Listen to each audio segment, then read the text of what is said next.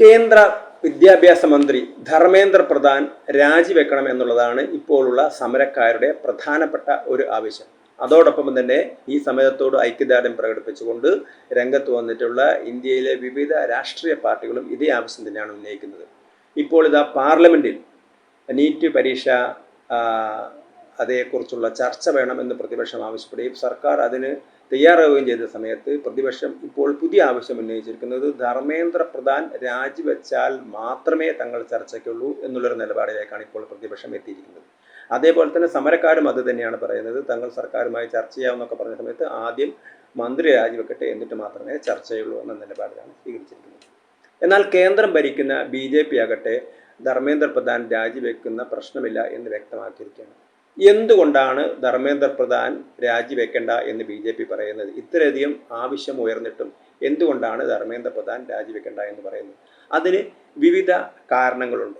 അതിൽ പ്രധാനപ്പെട്ട കാരണം ഈ നീറ്റ് പരീക്ഷയുമായി ബന്ധപ്പെട്ട വസ്തുതകൾ തന്നെയാണ്. കാരണം ഇന്ത്യയിലെ എല്ലാ സംസ്ഥാനങ്ങളിലും ഇത്തരത്തിലുള്ള പരീക്ഷാ ചോർച്ചകൾ ഉണ്ടായിട്ടുണ്ട്. എന്നാൽ ഈ പരീക്ഷാ ചോർച്ചകൾ,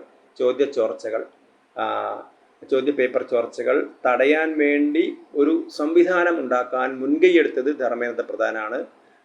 എല്ലാവർക്കും അറിയാവുന്നതുപോലെ ISRO ചെയർമാൻ ഡോക്ടർ രാധാകൃഷ്ണന്റെ നേതൃത്വത്തിൽ ഒരു കമ്മീഷനെ നിയമിക്കുകയും ആ കമ്മീഷൻ ഉടൻ ചെയ്യേണ്ട കാര്യങ്ങൾ, ഇടക്കാലം കൊണ്ട് ചെയ്യേണ്ട കാര്യങ്ങൾ, ദീർഘകാലാടിസ്ഥാനത്തിൽ ചെയ്യേണ്ട കാര്യങ്ങൾ, ഇങ്ങനെ 3 ഘട്ടമായി തിരിച്ചിട്ടാണ് കാര്യങ്ങൾ നടത്തിയത്. അവസാനത്തെ പരീക്ഷയായിരുന്നു കഴിഞ്ഞ വർഷം നടത്തേണ്ടത്. ബാക്കി പരീക്ഷകൾ കമ്പ്യൂട്ടറൈസ്ഡ് പരീക്ഷയാണ് ഇപ്പോൾ നിശ്ചയിച്ചിരിക്കുന്നത്. ആ അവസരത്തിലാണ് ലീക്ക് ഉണ്ടായത്. തുടർന്നാണ് എന്ത് വിധേനയും നല്ല രീതിയിൽ എക്സാമിനേഷൻ നടത്തുമെന്ന് തീരുമാനിച്ചുകൊണ്ട് സർക്കാർ ആർമിയുടെയും എയർഫോഴ്സിൻ്റെ ഒക്കെ സൗകര്യങ്ങളൊക്കെ പ്രയോജനപ്പെടുത്തിക്കൊണ്ടാണ് ഇന്ത്യയിലെ 20 ലക്ഷം വിദ്യാർത്ഥികൾ പങ്കെടുത്ത നീറ്റ് പരീക്ഷ നടത്തിയത്. ആ പരീക്ഷയിൽ 11.5 ലക്ഷത്തോളം പേർ ക്വാളിഫൈഡ് ആകുകയും ചെയ്തു. ആ പ്രോസസ്സൊക്കെ കഴിഞ്ഞു. ആ പരീക്ഷയെക്കുറിച്ച് ഒരു തരത്തിലുള്ള സംശയങ്ങളും അല്ലെങ്കിൽ ഒരു തരത്തിലുള്ള പരാതികളും ഒരു തരത്തിലുള്ള അജ്ഞാസും ഒരു തരത്തിലുള്ള പഴുതുകളും ഒന്നും ഇല്ലാതെയാണ് ആ പരീക്ഷ നടത്തിയത്. ഒരു ഘട്ടത്തിൽ ഒരു വിദ്യാർത്ഥിയുടെ സെൻറ്റർ ഗൾഫിലേക്ക് മാറി എന്നൊരു പരാതി വ്യാപകമായിട്ട് ചർച്ച ചെയ്യപ്പെടുന്നു. രാവിലെ മുതൽ വൈകുന്നേരം വരെ ചാനലുകളിൽ ചർച്ച ചെയ്തിരുന്നു. പക്ഷെ പിന്നീട് അത് നാഷണൽ ടെസ്റ്റിംഗ് ഏജൻസി തന്നെ വ്യക്തമാക്കി ആ കുട്ടിയുടെ ആവശ്യപ്രകാരം അയാളുടെ പാസ്വേഡ് ഉപയോഗിച്ചുകൊണ്ടാണ് ആ സ്ഥലം മാറ്റം ആവശ്യപ്പെട്ടത്. പിന്നെ അത് നിഷേധിക്കാനൊന്നും ആരും വന്നില്ല. അപ്പോൾ അങ്ങനെ ഒരു പശ്ചാത്തലത്തിൽ എന്തിന് ധർമ്മേന്ദ്ര പ്രധാൻ രാജിവെക്കണം എന്നുള്ളതാണ് വസ്തുതാപരമായിട്ട് BJPയെ സംബന്ധിച്ചിടത്തോളം. പക്ഷേ എന്തുകൊണ്ട് BJP അതിന് ഇങ്ങനെയൊരു ആവശ്യത്തിന് ഒരു രാഷ്ട്രീയ പാർട്ടി എന്ന നിലയിൽ വഴങ്ങുന്നില്ല എന്ന് ചോദിച്ചാൽ, ധർമ്മേന്ദ്ര പ്രധാൻ BJPയെ സംബന്ധിച്ചിടത്തോളം അവരുടെ ഏറ്റവും പ്രധാനപ്പെട്ട നേതാക്കളിൽ ഒരാളാണ്.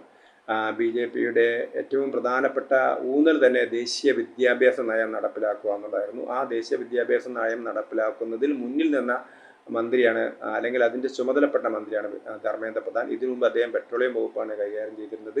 BJPയെ സംബന്ധിച്ചിടത്തോളം അദ്ദേഹം BJPയുടെ ഏറ്റവും മികച്ച സംഘാടകരിൽ ഒരാളാണ്. ഇന്ന് പല സംസ്ഥാനങ്ങളും തെരഞ്ഞെടുപ്പ് നടന്നത് ഉത്തർപ്രദേശിലാണെങ്കിലും ബീഹാറിലാണെങ്കിലും പശ്ചിമ ബംഗാളിലാണെങ്കിലും അങ്ങനെ എല്ലാ സംസ്ഥാനത്തെ തെരഞ്ഞെടുപ്പുകളിലും പാർട്ടിയെ വിജയത്തിലേക്ക് നയിക്കാൻ പറ്റുന്നൊരു നേതാവാണ്. അത് മോഡി ആയാലും അമിത്ഷാ ആയാലും അതുപോലെ പാർട്ടി ഉന്നതരുമായിട്ടൊക്കെ ഏറ്റവും നല്ല അടുത്തമുള്ള വെറുമൊരു ക്യാബിനറ്റ് മന്ത്രി മാത്രമല്ല ധർമ്മേന്ദ്ര പ്രധാൻ. അതുകൊണ്ട് ധർമ്മേന്ദ്ര പ്രധാനെ ഒരിക്കലും BJP കൈയൊഴിയില്ല എന്നുള്ളതാണ് ഒന്നാമത്തെ കാര്യം. രണ്ടാമത്തെ കാരണം, ഒരു BJPയുടെ രാജ്നാഥ് സിംഗ് ഒരിക്കൽ പറഞ്ഞിരുന്നു, ഇത് UPA സർക്കാരിലെ മന്ത്രിമാർ രാജിവെക്കാൻ. അങ്ങനെ പലപ്പോഴും ആവശ്യങ്ങൾ ഉയരാറുണ്ട്. അങ്ങനെ ഒരു നിലപാട് ഒരിക്കലും BJP സ്വീകരിച്ചിട്ടില്ല. ഇതുവരെ അങ്ങനെ ഒരു കീഴ്വഴക്കം BJPക്ക് ഉണ്ടായിട്ടില്ല കഴിഞ്ഞ 10 വർഷത്തിനിടയിൽ. അതുകൊണ്ട് തന്നെ ആ ഒരു കാരണം സംഘടനാപരമായി അല്ലെങ്കിൽ BJP പാർട്ടി എന്ന നിലയിൽ അങ്ങനെ ഒരു തീരുമാനമെടുത്തിട്ടുണ്ട്. ഒരാളെ ബലികഴിച്ചുകൊണ്ടുള്ളൊരു മുന്നോട്ട് പോക്ക് ആവശ്യമില്ല എന്നവർ തീരുമാനിച്ചിട്ടുണ്ട്. അതാണ് രണ്ടാമത്തെ കാരണം. മൂന്നാമത്തെ കാരണം, ധർമ്മേന്ദ്ര പ്രധാൻ പിന്നോക്ക വിഭാഗത്തിൽ നിന്ന് വരുന്ന ആളാണ്. ഒറീസയിൽ നിന്നുള്ള നേതാവാണ് അദ്ദേഹം. അങ്ങനെ ഒരു നേതാവിനെ ബലികഴിക്കാൻ BJP തയ്യാറല്ല.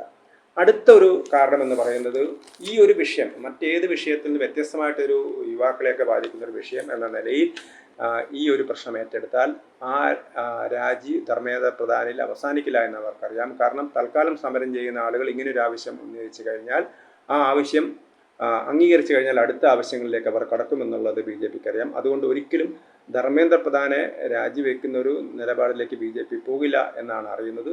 അതുപോലെ തന്നെ ഈ സമരങ്ങളൊക്കെ കുറച്ച് ദിവസം കഴിയുമ്പോൾ കെട്ടടങ്ങിക്കോളും എന്നുള്ളൊരു പ്രതീക്ഷയിലാണ് പാർട്ടി നേതൃത്വം.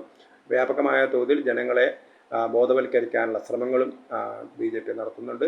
അതേ സമയത്ത് തന്നെ ഈ സമയത്തിൻ്റെ ഗൂഢാലോചനയും തുറന്നു കാണിക്കാനുള്ള, കാരണം മറ്റു പല രാജ്യങ്ങളിലും നടന്നതുപോലുള്ള രാഷ്ട്രീയ മാറ്റങ്ങൾ, വിദേശ ശക്തികളുടെ സഹായത്തോടുകൂടി നടന്ന രാഷ്ട്രീയ മാറ്റങ്ങൾ നമ്മൾ കണ്ടതാണ്. ബംഗ്ലാദേശിലാണെങ്കിലും നേപ്പാളിലാണെങ്കിലും അതുപോലെ തന്നെ ശ്രീലങ്കയിലാണെങ്കിലൊക്കെ അങ്ങനെയൊക്കെയുള്ളൊരു ശ്രമമാണ് നടക്കുന്നത് എന്ന് ബോധ്യപ്പെടുത്താനും BJP നേതൃത്വം ശ്രമിക്കുന്നുണ്ട്. അതുകൊണ്ട് തന്നെ ആരെങ്കിലും ഉന്നയിക്കുന്നത് പോലെ, അത് കേന്ദ്രത്തിലെ പ്രതിപക്ഷമായാലും അതുപോലെ തന്നെ സമരം ചെയ്യുന്ന സംഘടനകളായാലും തന്നെ അവരുടെയൊക്കെ ആവശ്യങ്ങൾക്ക് വഴങ്ങിക്കൊണ്ട് കേന്ദ്രമന്ത്രി ധർമ്മേന്ദ്ര പ്രധാൻ രാജിവെക്കാൻ BJP അനുവദിക്കില്ല എന്ന് തന്നെയാണ് ഏറ്റവും ഒടുവിൽ കിട്ടുന്ന സൂചന.